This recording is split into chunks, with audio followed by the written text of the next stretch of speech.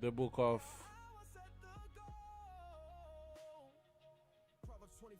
So why are we having this lesson today? Is to remind us who we are as a people. It's to remind us our job, our responsibility. When the Bible says we're the head of the house, when the Bible says we're the protector, we're the provider, it means we have to be brave. It means we have to be fearless. It's not just telling. It's not just telling the woman, "Hey, look, we are your head." It's not being proud to tell the woman to submit, but can you actually lead? Can you actually protect? Can you actually defend? But the only problem is the Most High said there's no valiant no more among our people. And the only reason why all the nations can do what they can do to us is because there's no more brave men. All the brave men are either dead or in prison. The rest are not brave. We just Christian little boys coming from Christianity and fearing the white men, fearing the nations. And this is the fear of men. The Bible says the fear of men bring a snare. And I'm gonna get that right quick. Right? When you fear men, it's a trap unto you. Get me Proverbs 29 verse 25. Come on. All right, let's get the book of Proverbs, chapter 29, verse 35. 25. The book of Proverbs, chapter 29, verse 25. The fear of men brings a snare, but whoso putteth his trust in the Most High shall be safe. Right, so the Bible says the fear of men bring a snare. When you fear the white man, it becomes a trap. The only reason why we trap in this captivity is because we fear the damn white man. The only people that can seems to get black people to work together is the white man. Right? Because we fear men, we don't fear God. See? But when you fear the white man, it's going to keep you in check. It's going to keep you in captivity. And that's why the Bible says, fear no man. We rather trust the Most High. Let's get that. Acts 29, verse 30. All right,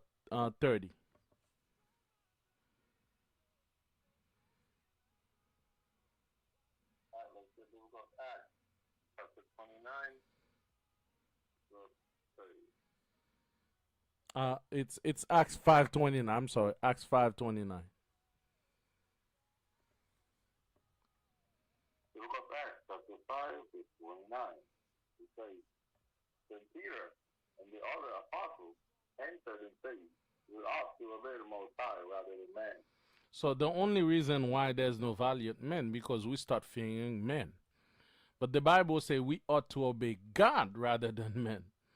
You see what I'm saying? So the only reason why that fear of the white men is a snare unto us is because what?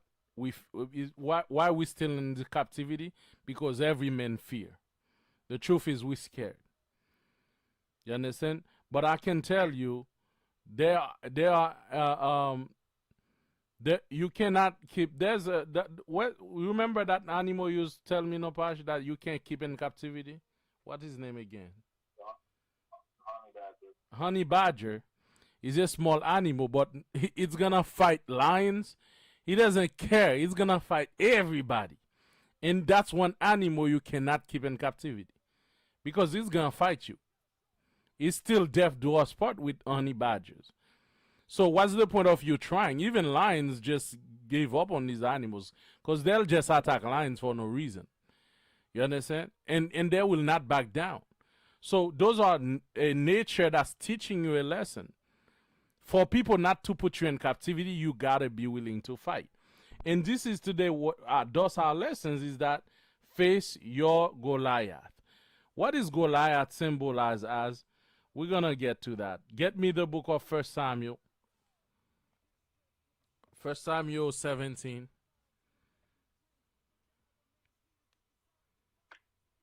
All right, let's get the book of 1 Samuel, chapter 7, verse 10. Hold on. Let me get it. 17 verse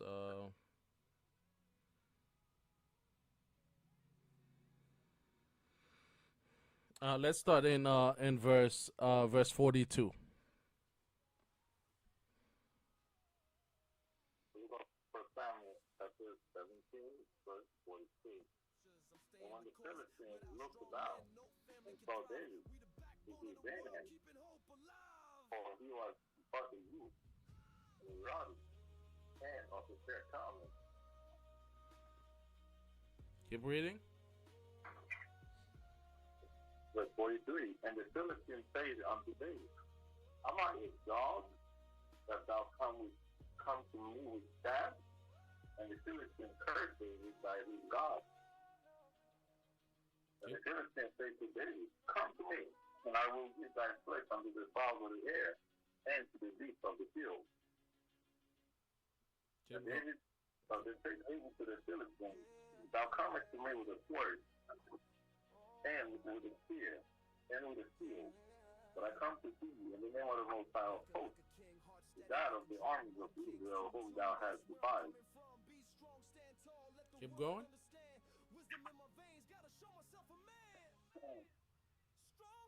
Verse 46.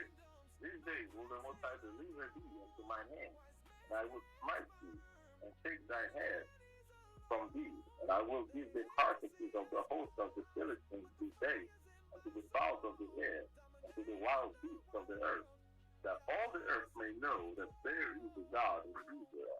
That's right. So when we look at the story of David, we see a youth, a young boy, outmatched.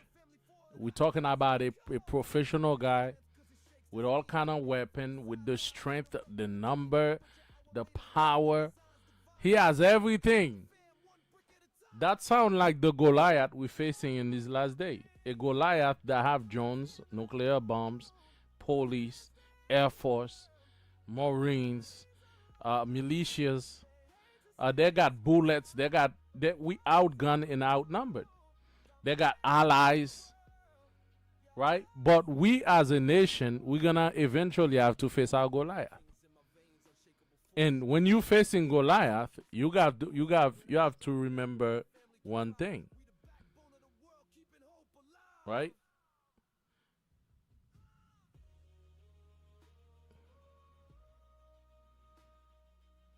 Right. So let's get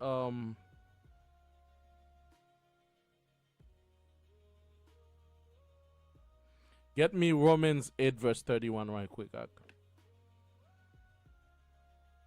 You have to remember one thing when you're facing your Goliath as an Israelite man.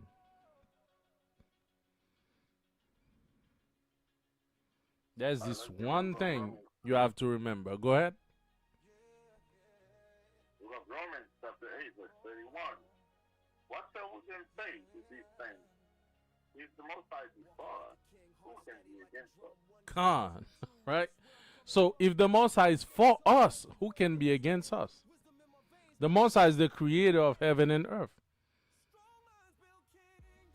Right? We have to always remember that. And this is the absolute faith that David had. And this is what gave him courage. Courage is not natural to a man. But when a man have faith in the Most High, he's no longer a man. He enter his divine spirit. He enter his divine nature. Because by faith, the world was created. Once you tap into faith, there's nothing you can fear anymore. Because the faith is the very opposite, is the very contrary to fear. When you have faith, you no longer fear. So whatever a man is doing in life, you have to move with faith. David know what he was facing, but he knew with the Most High everything was possible. So yes, we are outgunned in these last days, but don't let that stop you to take action. We are outmatched. We got no weapon. We got no drones. But as strong men, it's your duty to protect your family, your belief, your nation, and your honor. Those 4 things, you have to protect them. I would say 5, your life. Let's say your life, the Most High, your life, your honor, your family, and your nation. Those 5 things are honorable. When they're in peril, you have to stand up to defend them. So you must face your Goliath, your enemies. And sometimes your Goliath is not even a person you can see. It's also a situation in life that you're facing. Let's get that. Let's get that in the Apocrypha if you have it. What verse? The second Esdras 7:57. Second Esdras 7:57. Look at second Ezra, chapter 7, Verse 57. verse 57.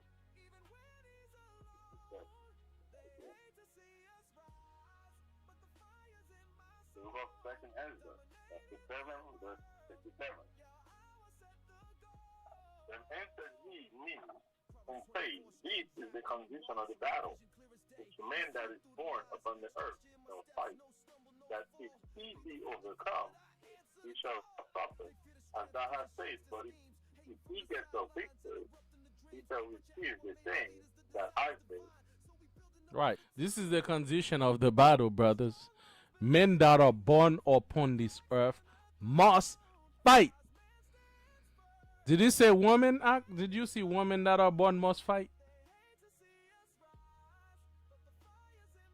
It says men that is born upon the earth must fight. Right. So he didn't say women. Men that are born upon this earth must fight. So if you're a man, you must fight spiritual battles and physical battles. But what happened is there's no valiant men in the world no more. Everybody's running from their problems. Everybody's trying to do drugs. Everybody's trying to do weed. Everybody's trying to avoid their problem. In this life, the Most High say you must fight. If you don't fight, then you will suffer. Point blank period. If you don't want to fight, you'll suffer. If you think drug is going to solve your problem, you'll suffer. If you think weed is what's going to help you, you'll suffer. If you think anything toxic that'll make you forget temporarily your problem, you will suffer. Because God has made the condition that every man that is born upon this earth must fight. So where you going in your marriage? Why you living your marriage? Where you going? Because it's a fight, it's a struggle. Then fight. So where you going living the truth? Because a brother do something to you, you must fight to keep your place. There's nowhere you're going to come to the congregation, you're going to have to fight. You're going to be in your relationship, you're going to have to fight. If you want the best woman, the best looking woman, you got to fight another man for that. If you need the best looking car, you got to fight another man for that. You taking money from another person. If you want the best house, you fighting another man for that. Everything is competition. Let the best men win. That's the way it is. The best men will get the most beautiful women. The best men will get the best cars, the best houses, the best country, the best land. That's what happened. Don't hate him. Don't hate the player. Hate the game. You're not fighting. You're not winning. So we have to first understand that the Most High is with us, right? We don't have to fear no man, right? Second, we have to know the condition of the battle is that every man must fight. We have to know that. If you don't fight, you suffer. If you avoid the fight, you suffer. You lose. You're a loser. Right? Get me the book of Exodus 15 verse 3.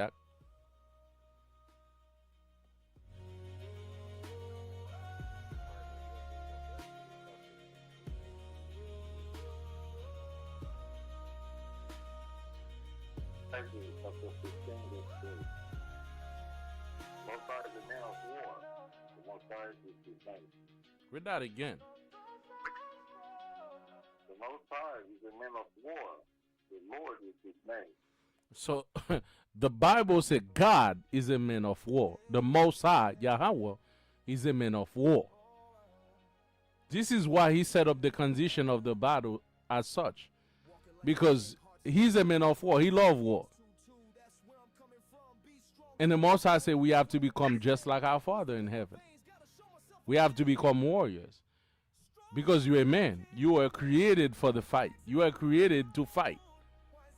Because if you don't fight, you'll suffer. So you must fight. Don't just be the guy that give up easily on anything that you do. Always fleeing your problems, fleeing marriage, fleeing this because it's a challenge. Everything is a challenge. There's nothing in life you'll find that there's not a struggle and a fight with it. Whether it be men you facing, other men, your enemies, whether it be your relationship, your own family, whether it be your own children, you'll find a fight somewhere because this is the condition of the battle. Women, we should not be ready to flee, right? Okay, because the Most High don't like cowards. Let's get that in Revelation 22, 14.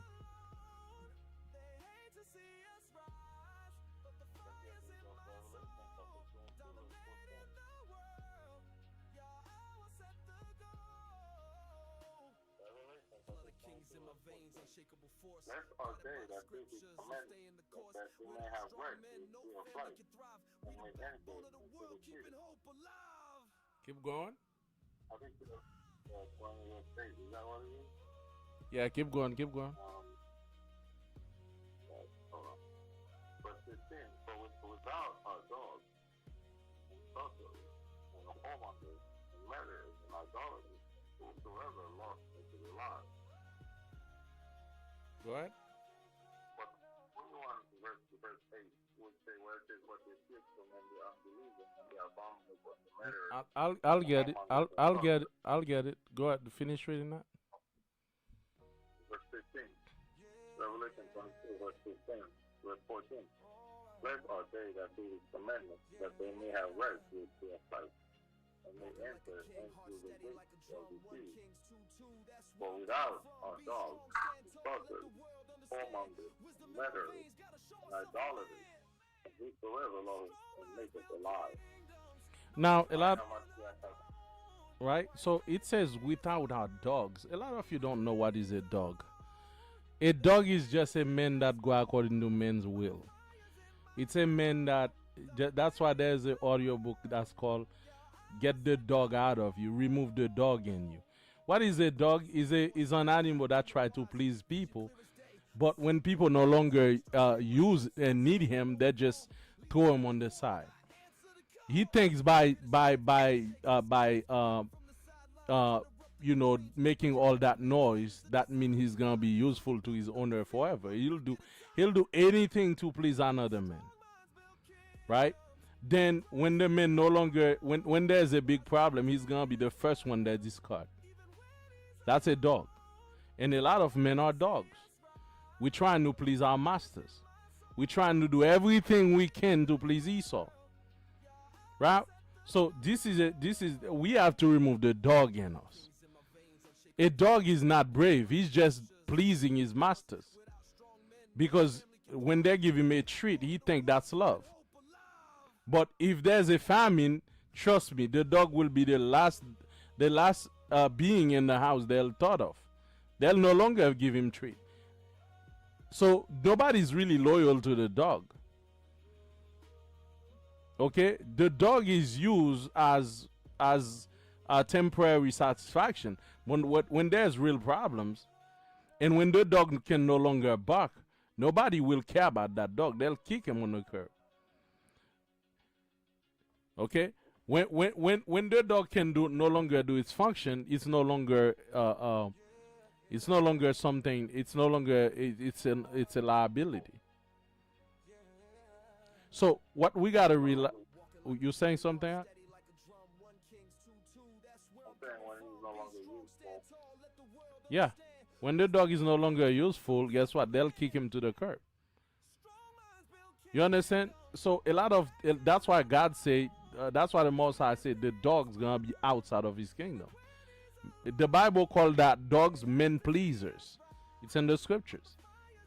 You're always trying to please men, but not the Most High. You're trying to do your. You see how in our system, certain men like you got Shaquille O'Neal when Kerry Ivan watched that Hebrew thing. He posted the Hebrew to Negro book, and it was a big problem. And those men pleasers come online and start saying, "Man, Kerry is wrong." You understand? They start going against him because we have a lot of dogs among our people. It's not only the heathen that are dogs, but we have a lot of dogs. Anything the master say, they go jump, and they jump. Sit down, they sit down. They wag their tail and they throw them a little bone. They're like happy. They wag their tail. Yes, massa. Yes, massa. Roof, roof. Right? So we have a lot of dogs. And God say, the Most High God say, there will be no dogs in God's kingdom. Men pleasers, men that don't have an identity for themselves, that don't have a backbone. Men, any little treats they give you, you wag your tail. Those men have no place in God's kingdom. Read verse 8 in Revelation.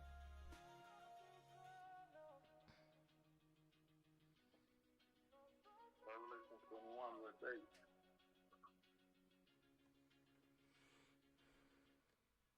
Revelation chapter 21, verse 8.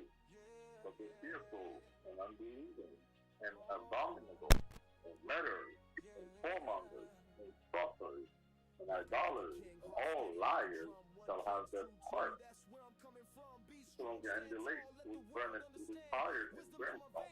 Right, but the Most High say, but the fearful.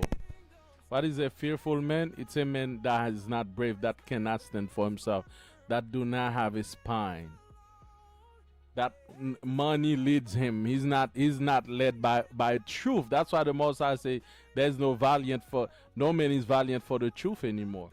Men that are scared to wear fringes, men that are scared to speak about the Israelites. You got celebrities, they know they're Israelites, but they're saying it in private, but they don't want to say it in public. The Most High don't want no dog, no fearful Negro in his kingdom. That's why, let me tell you, a good example the Most High give us. He tell us Moses left Pharaoh's palace to suffer with the people of God. He didn't want Pharaoh's money. He'd rather suffer with God's people. It's an example. He was a prince, and almost like, a prince. Some of you are not even prince. You guys have some money. The little bones Esau's throwing you, but guess what? You don't have a spine no more. A lot of you know. Let me tell you what make a man. It's your commitment to what you believe. It's what make a man. It's your commitment to what you believe.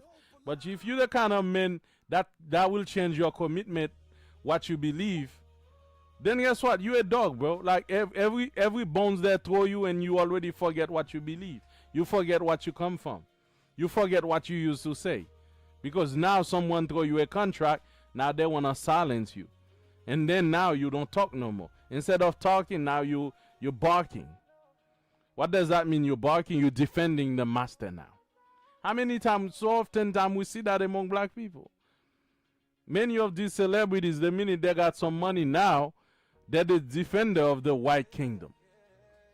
If the white men need them to go speak for them, to set Negro straight, guess what? They call these dogs. When these dogs come, ruff, ruff, ruff.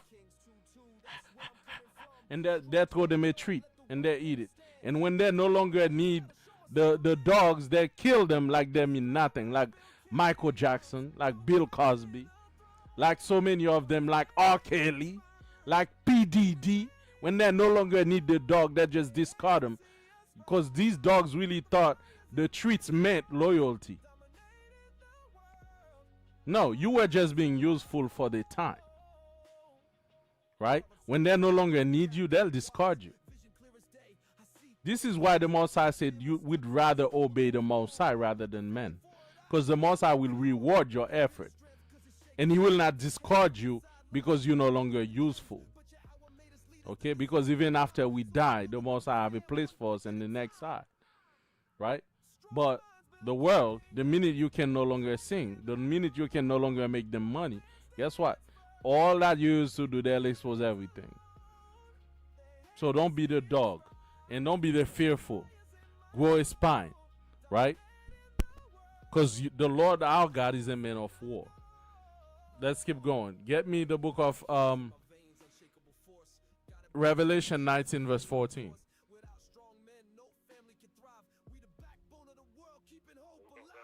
chapter 19, verse 14. And the army which were in heaven followed him upon white horses, clothed in fine linen, white and clean. Right, that's Hamashiach coming back. The Bible say what's following him? Is it a bunch of Christians? And the army which were in heaven followed him upon white horses. So when Christ is coming back, he's coming with his army. I was watching something earlier today. A white man was testifying that we were within 2 seconds of World War III because that's something that is classified. He said the UFOs go over a nuclear power station in Russia and they literally turn on the nuclear key code and they don't know how they hacked the system. The system was already counting down to launch every missile. I was watching the briefing in Congress. The guy was saying they don't understand. The key code, the button was green. They don't know they saw the power over the nuclear power plant, right? And the thing just turned on the nuclear codes without having the key codes. You're supposed to enter these codes, and it was green counting down to launch the nuclear, to launch missiles, and then they shut down by themselves after that to show you the power of the Most High. When the Mashiach is coming back, he's not coming like a little Christian. He's coming for war. He's coming with armies. If God is coming back with armies, what does that indicate? It indicates there'll be war. You don't understand. This is why Esau is preparing for war with what's coming. So to tell us our God is a man of war. So why are you scared? why are you always fearful, man? If you serve a military man, you cannot be a wimpy, bro. That's why the Most High cannot stand fearful people. That's why the Most High cannot stand dogs. That's why the Most High cannot stand men without a backbone. The Most High cannot stand men that don't want to face their Goliath. And that's why the Most High loved David. Although he was a child, Goliath had all the radio of winning. Okay, the chances of winning for David between Goliath, the chance for Goliath to win was 200%.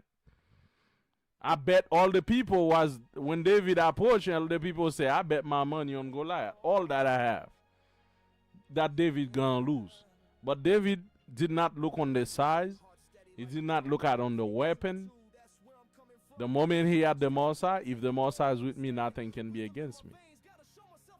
I'm not gonna fight. I'm not gonna fear no matter. So it's an allegory to tell you that don't fear anything, even if it's way bigger than you, even if it's powerful. Remember the verse that said, "Thou shalt only fear the Lord thy God." This is the only person we fear. We don't fear problems. We don't fear situations. You'll figure it out. Don't worry about your marriage situation. You'll figure it out.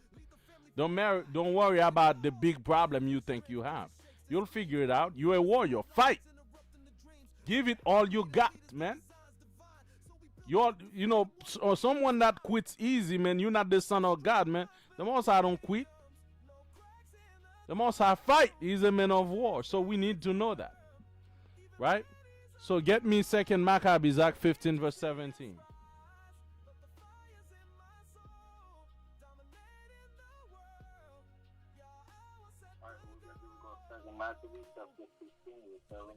Bring it out.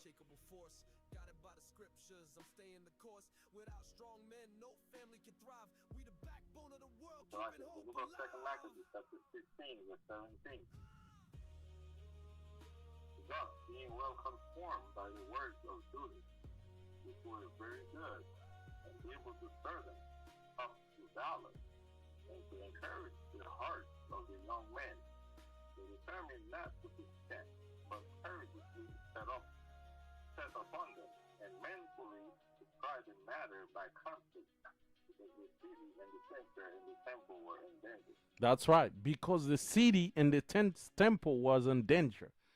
Brothers, there's a time when you need to stand up and rise for battle. Try the matter by conflict. There's a time for peace and there's a time for war. Get me that in Ecclesiastes, man. 3. Let me show you that. Because you guys think it's every time it's peace, peace, peace. Peace! Right? Like that movie, that guy said, peace? We don't want peace, we want problems. Alright? Get me Ecclesiastes 3. Let's read verse 1 and then skip in 3. Right? And then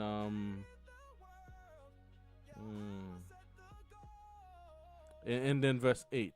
Right? 3 verse 1, verse 3, and verse 8. The book of Ecclesiastes, chapter 3, verse 1.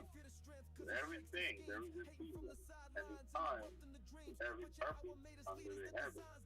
Verse 3. The time to kill, and the time to heal, the time to break down, and the time to build up. Verse 8. The time to love, and the time to hate, the time of war, and the time of peace. That's right. So the Bible said there's a time and a season. But some of our men don't know when the time is. When your way of life is in danger, it's time for war. I don't care. Like when someone trying to destroy your way of life, it's time for war. When someone is trying to destroy your family, it's time for war. I don't care who it is. I don't care if it's the police, the army. It's time for war, my nigga. I'm sorry I had to say it like that. It's time for war. We have to know that.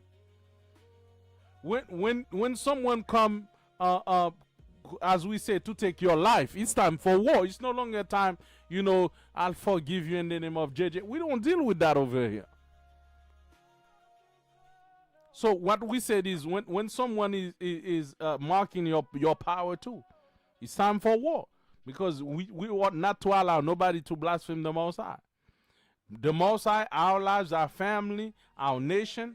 When someone is attacking your people, it's time for war. I don't care how many of you. Then I'm going to be David and you're going to be Goliath, but I'm still going to fight. I'm going to lose, but I'm going to bring a couple of you to hell with me. If I'm going to lose. You understand? We have to understand there's a time. And this is what happened in America because we don't understand when we need to stand up as a people. You don't stand up every time. But there's a time to stand up. There's a time for peace too. It's not every time there's time for war. But there's a time for everything. And as we say, wisdom is to know the time. And time is to know the signs. You'll find the signs. What signs? If there's nobody's attacking you, the signs tell you it's time for peace. Nobody's bothering you. Why are you going out there and killing people? This is not the message tonight. Go attack people for no reason. Because signs should tell you, hey, nobody's against me. Why am I against nobody? You don't go look for trouble. But if people's attacking you, trying to destroy your family, bro. Listen, the Haitian revolutionaries, they did not start with gun and they won the battle. They start with machetes. They fought with whatever they had. Stick, stones, biting. You attack my way of life, you're trying to destroy me, I'll fight with whatever I got. So don't stop saying, what do I have in my head to fight my enemies? Right? So let's see that, man. Where's that verse?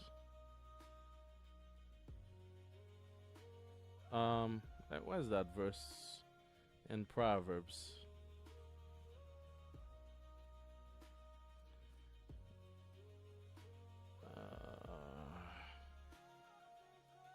Hold on, where are you? Okay, where it says they come with chariots, but we got the Most High. All right. So even if they come with their chariots, okay, but we have the Most High. Even if they come with their weapons, but we have the Most High. As long as you're not guilty, the Most High will stand with you. If you believe in the Most High, you don't shake in front of Goliath. You don't show Goliath you're afraid of him. Okay? then guess what? The Most High will defend you. All right. Get me Matthew right quick. Matthew 10 verse 28.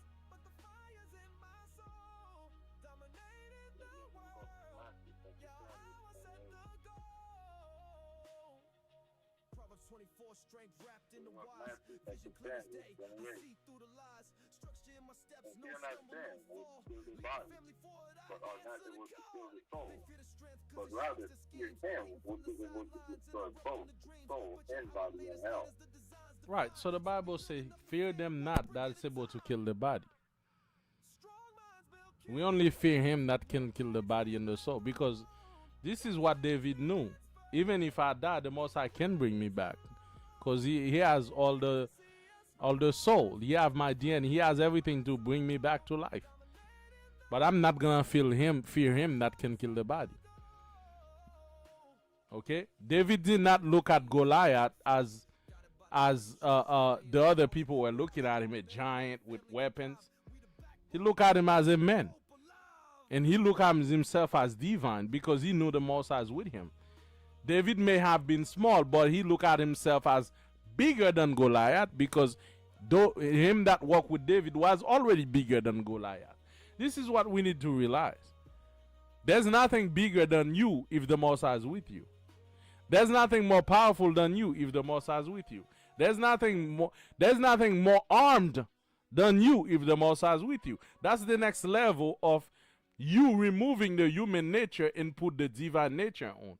Because Amashiach said, to men, all things are impossible, but to the Most High, everything is possible. To men, all things are impossible, but not to the Most High. All things are possible. So, therefore, we need to remove that human skin for us to become fearless. We need to remove that human skin, because the Bible says, ye are gods, man. Ye are the sons of the living God. So the more you live in that natural state, in that natural man, you'll always live in fear. But once you transform into that divine nature, to remember you're a son of God, to remember you created in his image, to remember the power that's with you, to remember that God gave you domination upon the earth. You know what that means? A lot of you don't understand what that means, God give you domination. God did not only allow you to dominate on the fish of the earth, but over the sea. Do you know there's a spirit that's over the sea? Do you know there's a spirit that's over the air? Do you know there's a spirit that's over the mountains? Do you know there's a spirit that's over the flies, over the dust?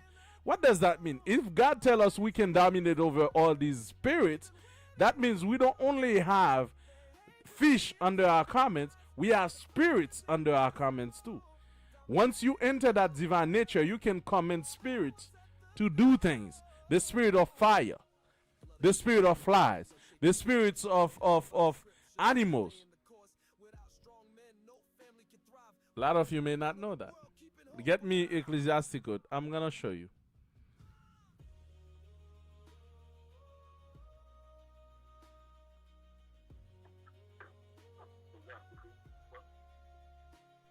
Ecclesiasticus 39 verse 30. I'm going to show you all these animals have a spirit over them. And God gave us domination over those spirits. But for us to tap into these spirits, for us to command these spirits, to make them act when we want, we have to go back to the divine nature. We have to walk by faith, not by sight.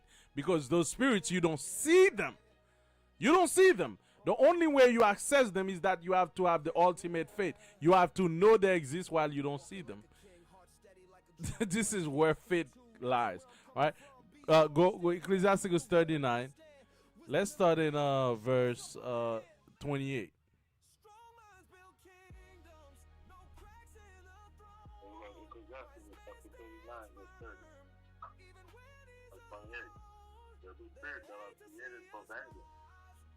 And their fury play on strokes. In the time of destruction, they pour out their force, and appease the wrath of him that made them. Fire and hell, and famine and death, all these were created for vengeance. You see that? Thief of wild beasts, Thief of wild beasts, read on. and custom, sword, and sword punishing the wicked to destruction. Do you know?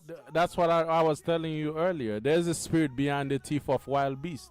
When a beast come around and just eat somebody, it's a spirit that told him to do it. When the sea just decide to swallow a sheep, the Most High sent that. There's a spirit in the sea. Napash, where's that verse that said the Most High speak to the spirit that's over the sea?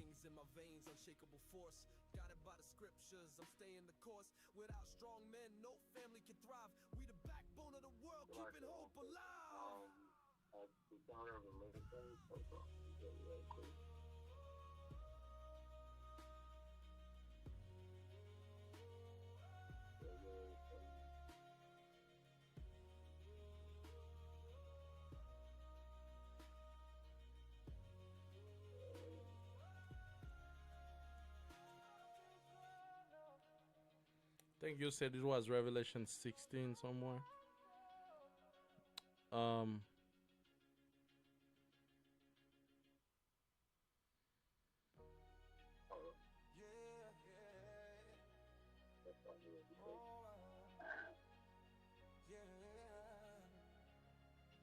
Walking like a king, heart steady like a drum. One Kings 2-2. That's where I'm coming from. Be strong, stand tall, let the world understand. Revelation 16 and 5. Read that again. So I'm gonna show you that. I'm gonna show you a new dimension, a next level things about why you should conquer faith. Because when you conquer faith, you do not only rule over physical things, you also rule over spiritual things. Okay? So now once we understand that, and David knew that, and this is why he wasn't afraid. Because that little stone David threw at Goliath, it wasn't just a stone that just hit Goliath. He knew the Most High Spirit was working with him, hitting Goliath. Goliath thought it was a little stone that hit him, but a spirit hit Goliath. It wasn't just a little stone. A little stone wouldn't kill Goliath with a big helmet on. Right? But the angel of the Most High smacked Goliath down. You understand? So once you can access faith, you can also access the spiritual realm. But you must believe. You must not shake. You must not show weakness. All right? Read that. Revelation 16 and 5. Revelation chapter 16, verse 5. And I heard the angel of the waters say, Thou art righteous, O are the one which art in water, and shall be, because thou hast judged the sun. You see what the Bible said? The angels of the waters. There's an angel over the waters. There's an angel over the mountains, over the animals. There's an angel that hold everything, every aspect that the Most High create. They're responsible for these things. That's why the Most High say, I even take care of the animals in the wild. How does he take care of them? Because he has angels watching over them too, so they don't get destroyed. They don't go extinct. Give them food and due season and everything. But once we understand that the Most High put all that under our dominion, we understand we also have angels under our dominion that when we call upon them, then they need to answer. Because we have power over them. The Most High put them under our commands. We can call them anytime we want, but we need to believe first because we don't see them. We need to know by faith. Right? Those things exist. And ready at our disposal. Get me 1 Corinthians, Zach. We're going to wrap up. One sec.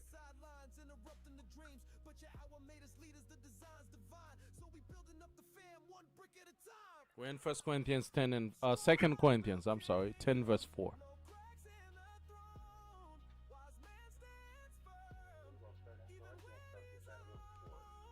For the weapons of our warfare are not carnal, but mighty through the Most High, to the pulling down of strongholds. Right. So why does the Most High say our weapon, the Israelite weapon, is not carnal? It's not physical. We do not have physical weapon like Esau. like drones, like Esau. No, we have spiritual weapons. Anyone understand what's going on here? Why is the Most High saying we do not have carnal weapons, but we have spiritual weapons? Chief Napash, can you enlighten us a little bit? I mean, so often we think the battle is a physical battle, but it's really a spiritual battle. If we think about it, even before anything becomes physical, it was actually spiritual first. And in the case of, for example, what happened to the Edomite that got shot, most people, they see the action that was what was done. They see somebody got shot. But what they don't know is there was a spirit that was put on that person to have him do this act.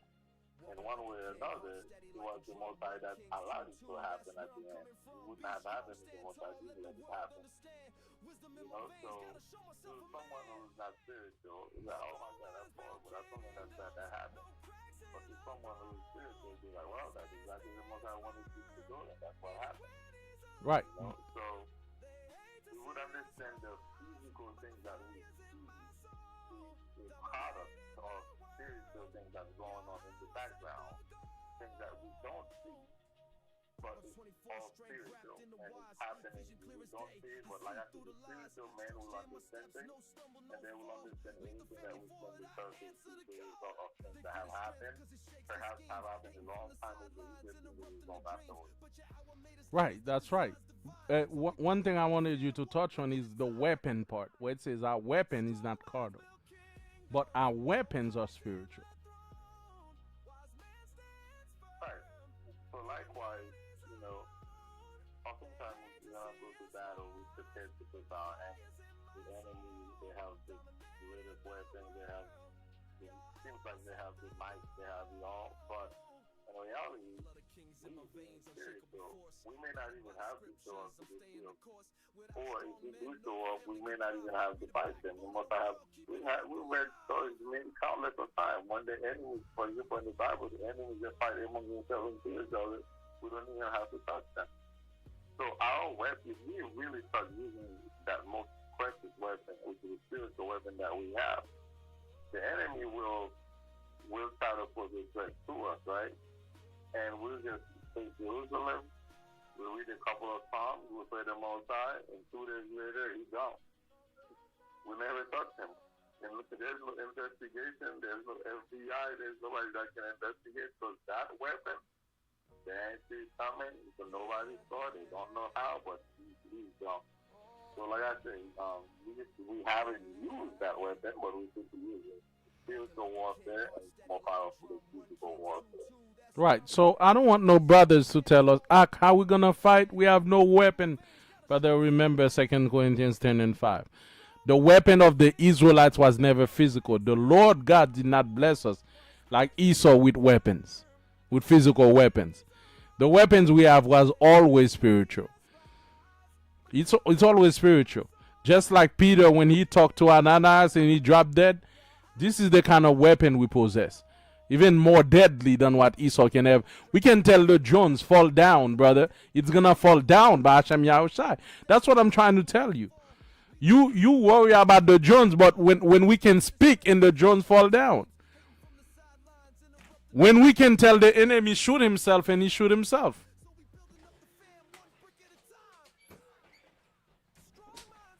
The Bible says in the beginning was the Word, and the Word was given to us. Just speak it, and it comes to pass. Isn't that how our forefathers deal back then? They just speak, and things happen. It's only us, the Most High, give that kind of weapon. Stop being afraid. And when David faced Goliath, he understood that. He knew, okay, he just had to speak it, and it's going to happen. And he had to show absolute faith to access those weapons, because faith is the key to access those weapons.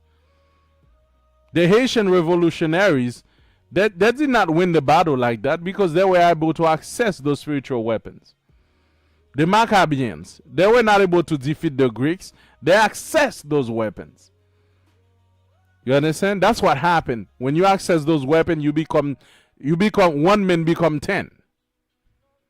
Okay, so we don't have to be afraid of our enemies. We just have to believe in the Most High. Let's get the last verse and let's wrap up.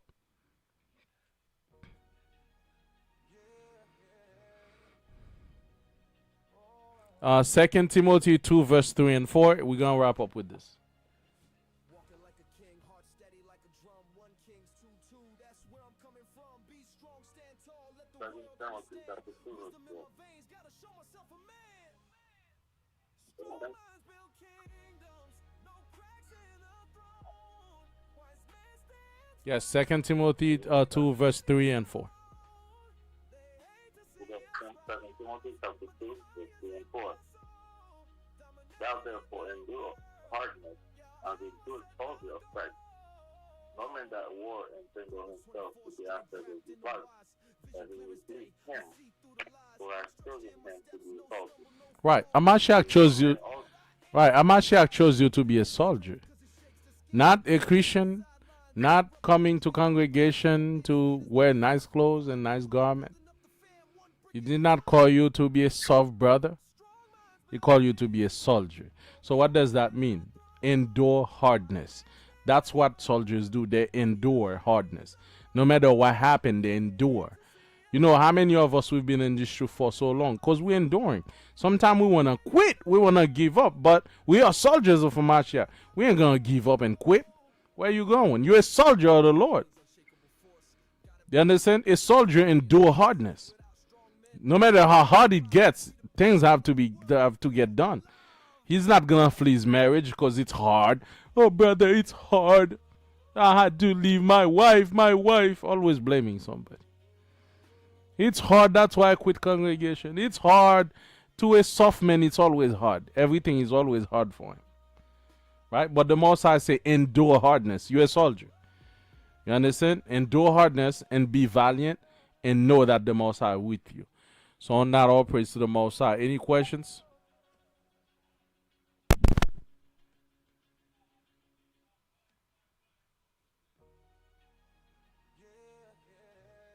Any questions and comments?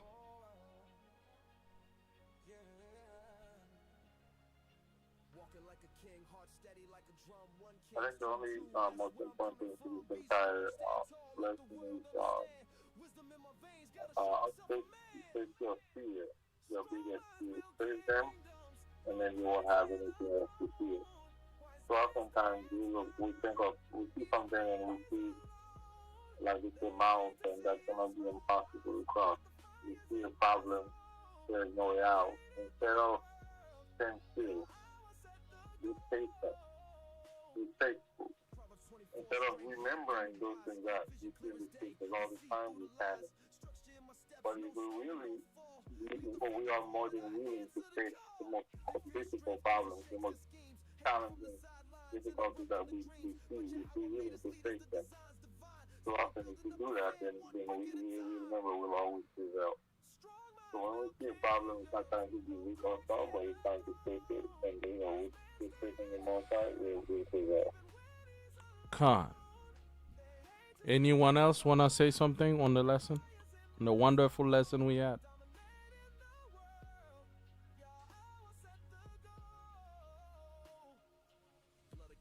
All right. All praises to the Guided Most by the High. scriptures, I'm Remember staying the to course. subscribe, Without strong like men, the no video, family guys, can and thrive. share We're the it with your backbone of the friends. world, keeping May the hope Most High alive. continuously bless you and bless you with strength, courage, and fearlessness.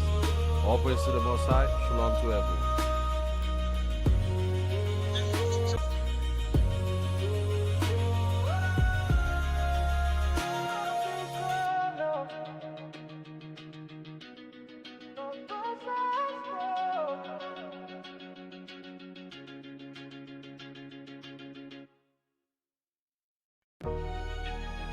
Yeah. Oh, yeah. Walking like a king, heart steady like a drum. 1 Kings 2:2. That's where I'm coming from. Be strong, stand tall. Let the world understand. Wisdom in my veins, gotta show myself a man. Strong minds build kingdoms. No cracks in the throne. Wise man stands firm, even when he's alone. They hate to see us rise, but the fire's in my soul. dominated the world. Yahawah set the goal. Proverbs 24, strength wrapped in the wise. Vision clear as day, I see through the lies. Structure in my steps, no stumble, no fall. Lead the family forward.